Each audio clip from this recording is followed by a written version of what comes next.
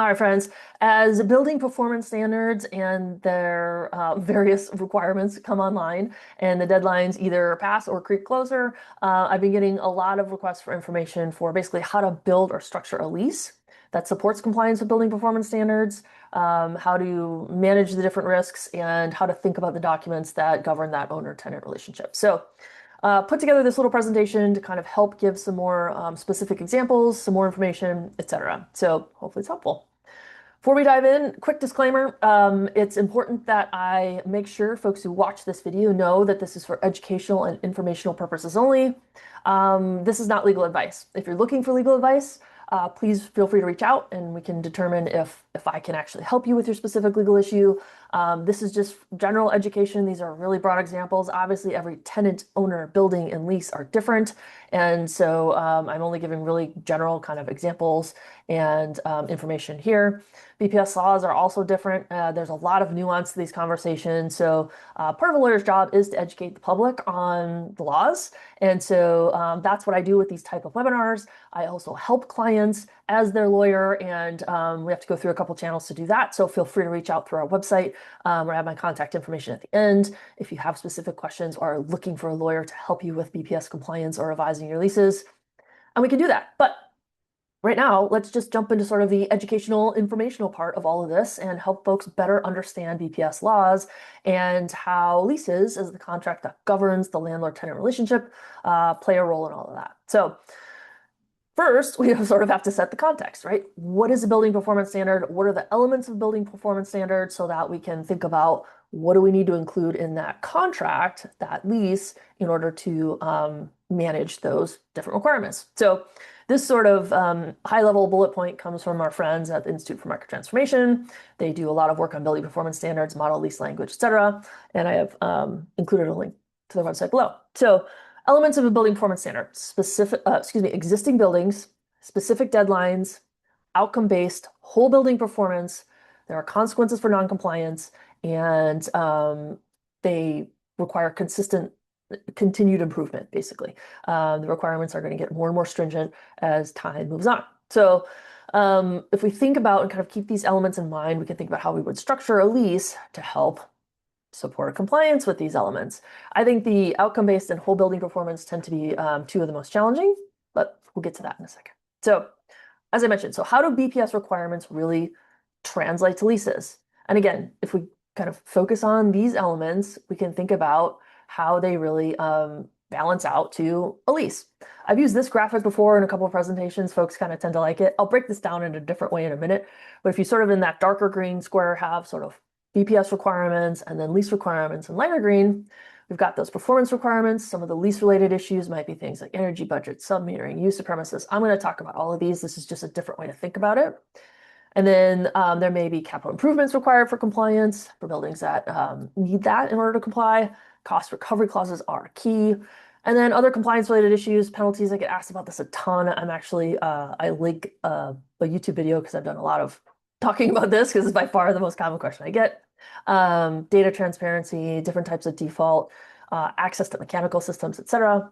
And then finally, looking to future more stringent requirements if we're really planning ahead, playing the long game here, and trying to get the most value out of the work that we do to comply with building performance standards. So that's kind of one way to think about it. But if we sort of move forward here, again, grounding ourselves in this sort of what are the elements of a building performance standard, if we kind of break these down, we can think about what needs to be in a lease. So I like to think of these two first topics as basically preconditions, right? Existing buildings. Do you have an existing building? Think about the scope. Usually there's a minimum square footage and any applicable exemptions because your building might be completely out of scope of the BPS law. And then you take whatever steps are necessary to sort of establish that or just demonstrate that you're out of scope. Second thing, specific deadlines. Now, these are key. Building performance standards are deadline driven. And so you want to make sure you understand the deadlines for compliance and also any lead times. This has been tripping folks up. I've seen this as definitely a challenge. For some things, you might say, okay, we have a compliance deadline here, but you actually need something implemented 6, 9 months, 12 months ahead, or there's other lead times for support services or things like that. So really understanding once you get your compliance deadline down, not stopping there, but thinking about are there any lead times or other deadlines that you might want to keep an eye on to make sure that you are fully in compliance and you don't run into any roadblocks down the road. So those two kind of preconditions, if we're looking at our initial list here, and then we move to sort of the four other aspects, which I've kind of broken down here, right? And I like this little visual on the side of the screen, which I've used in many presentations, which I think kind of helps reinforce this concept that the lease is really the connection point between the owner and the tenant, and it governs the rights, the responsibilities, the obligations with respect to that relationship. So if we kind of, again, with those preconditions sort of taken into account, think about outcome-based aspect of building performance standards. That's really going to relate to capital improvements and cost recovery clauses. I'll get to some specific examples in a minute. Whole building performance. I like to break that down kind of into two parts. How are we using the premises and accessing the premises? And what does the lease need to say to ensure that those things are met? And then data sharing, energy budget, sub-metering, things like that. And then the last kind of two aspects of building performance standards. There's always consequences for non-compliance. How do we think about penalties? How might we be able to pass those through? Very jurisdiction specific again. And how might we think about default a little bit differently to enforce these concepts of collaboration and cooperation that are so central to building performance standard compliance. And then looking a little bit, as I said, longer term, we know building performance standards are going to continue to ratchet up. Think about how that might align with longer term capital planning or other different compliance pathways. Building performance standards, all the sort of research that we have at this time, the way the litigation is shaken out, the enactment in various jurisdictions shows that they're here to stay, and they're only going to increase kind of in scope and scale. So how do we plan proactively, manage those risks, and get the most value out of the upgrades that may need to be made in order to comply? So kind of big picture, if we zoom in, there's a lot on these slides. I acknowledge that. They'll be posted on our website as well. So we have sort of on the side here, what are the requirements? Again, outcome-based. What are the potential lease considerations or examples? And what might be some notes that we should think about? So those outcome-based requirements, assets usually have, well, they have a performance requirement, generally greenhouse gas intensity or EUI targets. They may require capital improvements. So we can use things like cost recovery clauses, have that little thumbs up on the screen, because these are critical to sort of balancing out or managing the split incentive, which is generally the idea that owners are not incentivized to implement, pay for upgrades that are ultimately going to benefit tenants in the form of reduced utility costs. Now, split incentive, sort of my position that kind of goes out the window when you're in a building performance standard jurisdiction, because you have to, owners are no longer incentivized. It's a regulatory compliance issue. But what we can do and how we can use cost recovery clauses in BPS jurisdictions is in order to kind of balance out and kind of get owners and tenants working together and all towards these shared climate goals and regulatory compliance issues. So basically what it is allowing owners to recover some of those costs to the extent that they benefit tenants. So some sample language here on the screen. That second sort of bullet is the very baseline way to think about it. OpEx shall include CapEx designed to reduce OpEx. And then some more specific language, basically having tenants kind of gradually pay for improvements, considering the different lease terms, right? Where might you benefit from this 20-year investment, and then capped at actual savings, right? So if a strategy is not actually producing savings for the tenant, there's not going to be a payment or penalty for that. So cost recovery clauses are great. They're actually a precondition for programs like Green Lease Leaders. They are tools that should be used more widely, in my opinion. But so you can see some sample language here, some notes. Again, they really align owners and tenants towards those shared goals and kind of balance out what might be seen as challenges within that relationship. So again, kind of comply with any clarify that CapEx includes improvements designed to comply with any purpose of reducing OpEx, basically efficiency, or state and local performance standards that are applicable. So cost recovery clauses, look those up, thumbs up.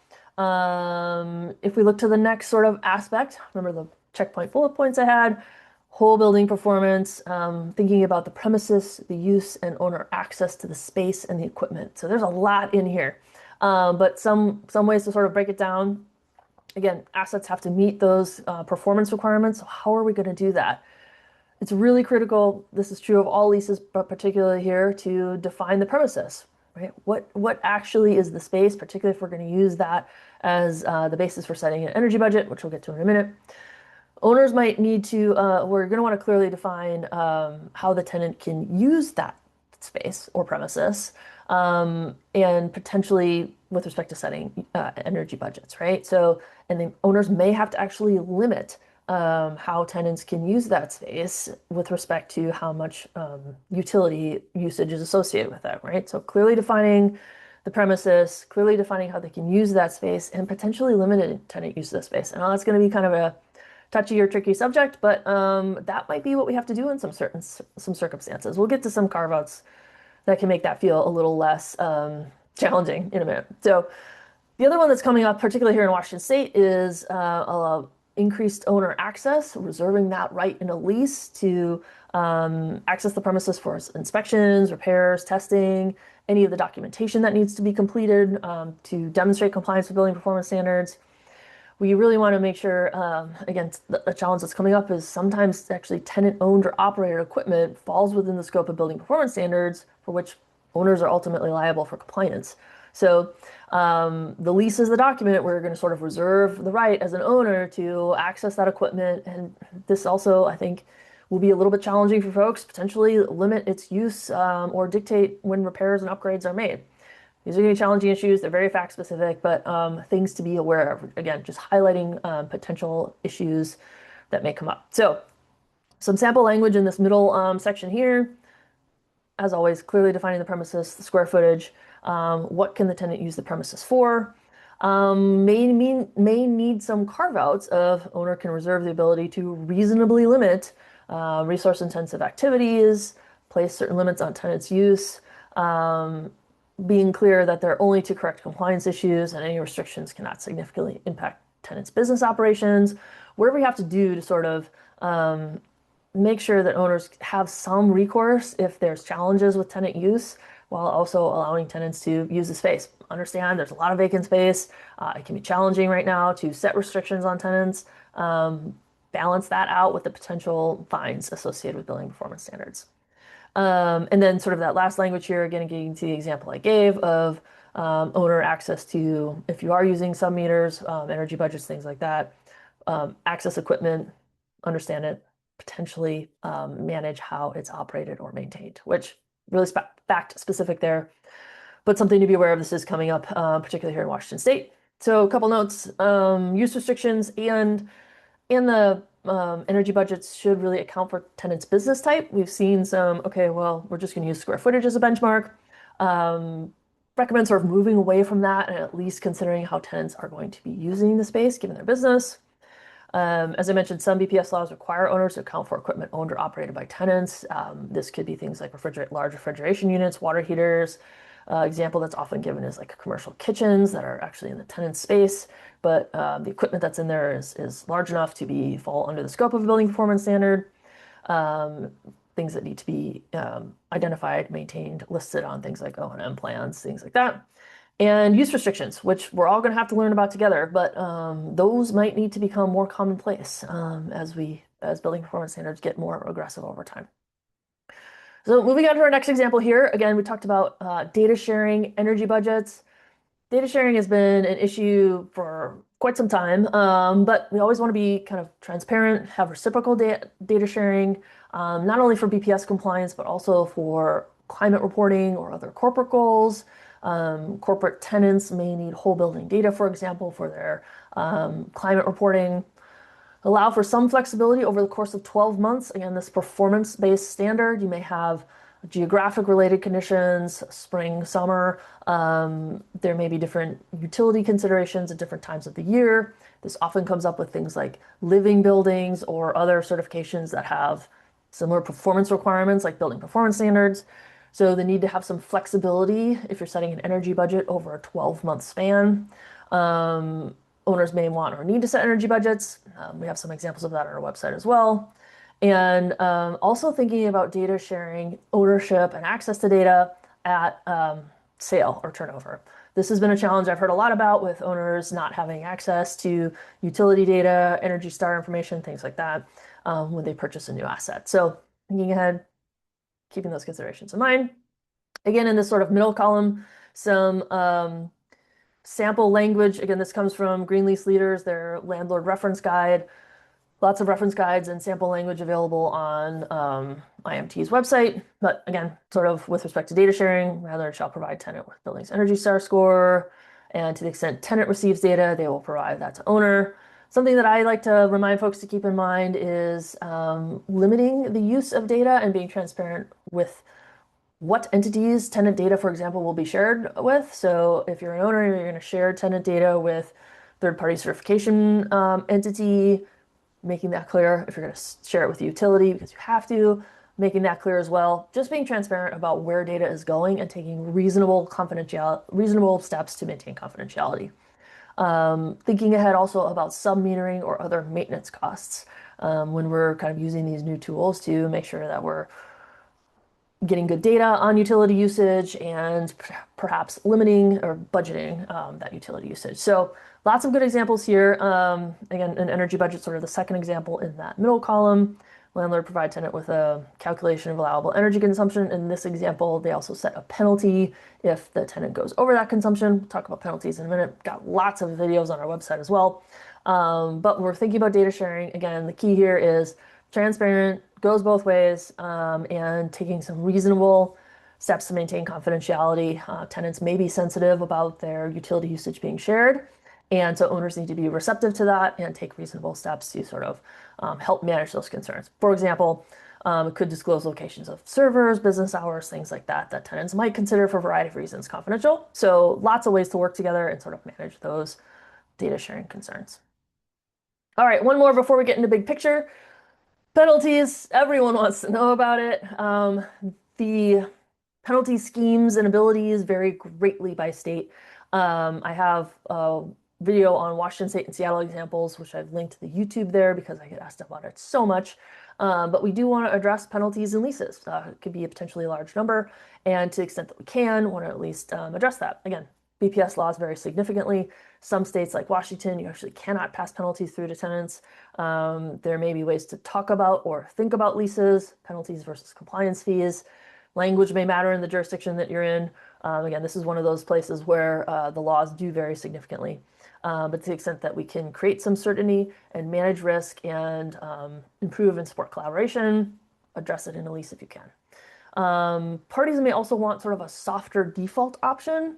So this would come in handy for things like if there was an energy budget and some annual fluctuation, say like, well, you were over this month, but you were under the next month. So whereas that may be a technical default, we're going to give some flexibility annually, right? Another one that comes to mind is things like requirements on cleaning products, and maybe somebody forgot or bought the wrong product, or related issues like that. So some sample language in that middle column, again, penalty pass-throughs to the extent that you can, being clear and transparent. If not able to pass through, because some laws require things like tenant cooperate. You can't pass penalties through as long as tenants are doing things like cooperating. If there's phrases like that, considering defining them, what does that mean? So that everybody's on the same page. Does it mean responding to emails within a certain amount of time? Does it mean providing access, etc.? Just trying to be as clear as we can, again, to reduce friction, reduce problems, and just get everybody moving towards compliance collaboratively. And then potentially implementing something like a green default clause where parties sort of have the four elements there, acknowledge a shared goal. If there's challenges, if the landlord or owner notices them, they'll provide notice. Tenant generally kind of like agrees to a timeline to fix it. It's just basically like a mini mediation. Hopefully the parties work it out, and if not, or if the tenant doesn't respond or doesn't implement something that was agreed to, then you sort of fall back into traditional default land, and that gives the owner some type of like security or assurance that, hey, if we just can't work this out, there is something that we can do. So it tends to give everyone a little bit more confidence in the process. So some things to think about there. Looking at the bigger picture, I love this chart. We'll get to this in a second, but I mentioned some of the BPS requirements related to continuous improvement. We know the building performance standards, one of the elements is they're going to kind of start with these initial compliance cycles, and they're going to get more and more stringent over time. BPS laws are all in different cycles, could be 5 years, something like that. Tends to be a common timeline. Play the long game here. Try to align your assets, capital improvements, upgrades with end of life and long-term capital planning. We're seeing more and more BPS laws sort of allow for that type of flexibility and plan ahead for more stringent decarbonization efforts. Try not to just go, okay, we met our first compliance cycle, done. Think about what's coming next, be strategic, and think ahead about water performance. We talk about building performance standards with respect to utilities, energy more specifically, and I think it's very reasonable to assume that building performance with respect to water usage will be benchmarked already in some jurisdictions, and then limited using a tool like a performance standard. We think about building performance standards with respect to, as I mentioned, greenhouse gas or greenhouse gas intensity or EUI targets. You can use BPS laws for anything that you can measure. So water is quickly coming. And since we're looking at leases, why not look at things like embodied carbon for TIs? If we're looking at overall decarbonization efforts, you could say in a lease, potentially adding some clauses about reusing furniture and fixtures, things like that, limiting the embodied carbon impacts at unit turns or premises turnover to try to manage that. So why I have this chart here, this actually comes from the city of Seattle. This was part of the work that was done to implement our emission standard. And I think it really typifies some of the things I've talked about here, right? So we see City of Seattle has a 2050 carbon neutral goal. And sort of on the side there, you can see the different regulatory efforts the city has taken to work towards that goal, including we have both a statewide performance standard here in Washington, the city's emission standard, as I mentioned, 4% and 27% decreases expected, respectively. And then we've still got that pretty significant block at the bottom. Changes have to be made. We don't know necessarily what's next, but this is where sort of the long-term planning, thinking about things like embodied carbon come into play because we really want to make sure that we are thinking ahead, getting the most value for these investments in decarbonization and not just seeing them as sort of a check the box kind of thing. So I really like this chart. I think it kind of really highlights some of the different efforts, how far they've gotten us, and also how far we have to go. So that gets the collaborative piece. A couple more things worth mentioning. You know, had sort of my bullet points of what's a building performance standard, how do those aspects relate to leases we've just talked through, but there's a kind of this list of others that I like to mention. Thinking about things like maintenance and repair, insurance. Are insurance requirements enough? Do they need to potentially be raised for certain instances? Looking at tools like indemnity for things like data validity. That's a very rich topic, probably for another day. A really important thing to think about is these requirements flowing through to assignments and subleases. For example, if you have a use restriction in a lease, that's really important to the building's overall compliance, and you don't make sure that that's incorporated into a sublease, you could potentially find yourself in a challenging situation. So thinking all the way through, analogizing these things to sustainability, LEED, Living Building Challenge, other sort of performance-based requirements.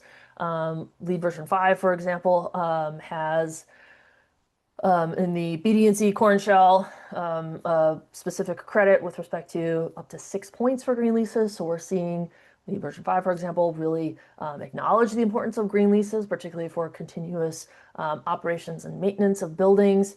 And so we love to see that. But sort of thinking about alignment, if you're looking at your lease, updating it for building performance standard compliant, maybe the building's also going for LEED or potentially will in the future. How do you incorporate all these different aspects in a way that makes sense longer term? Thinking strategically again. And then really the importance of, I cannot underscore this enough, tenant education, some potentially mandatory onboarding for tenants with respect to sustainability, compliance, decarbonization efforts of the ownership team. Tenant committees and things like that really tend to get folks involved. Explaining the why, not just like we're doing this. It is important to emphasize, hey, it's regulatory compliance and we should treat building performance standards just like building codes or any other laws, because they are. But also why? Why are we doing this? Why is decarbonization important for our community? Things like that. And I've been talking mostly about commercial. Many of these same aspects relate to multifamily. I've gotten lots of inquiries on multifamily. Happy to help folks out if they have specific questions. Timelines tend to be a little bit further out, but definitely rich and complex issues associated with residential landlord tenant acts, tenant rights, those types of issues in multifamily spaces. And education and communication is going to be really key in that context. So happy to help folks if they have questions, but it's a super important thing to keep in mind. Just because those timelines for compliance are a little bit further out, please don't be lulled to sleep by them. There's lots of work to be done, and happy to answer questions about that. So again, collaboration is key.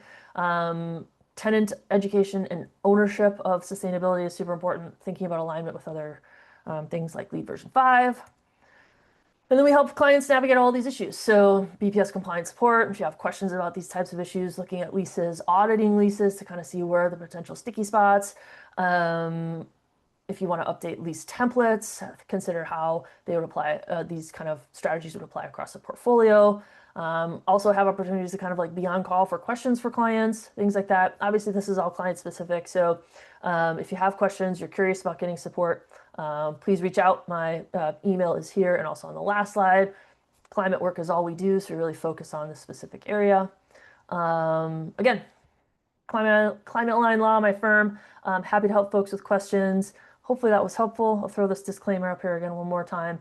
But really want to share the information and the key aspects with respect to how do building performance standard requirements translate to documents like leases, and how can we use leases as tools to set the frameworks, the operational requirements, et cetera, to set buildings up for success in compliance with building performance standards, manage risk, decarbonize, and collaborate. So hopefully that was helpful. And please, again, reach out with any questions, concerns, if you have specific issues and want to talk them through.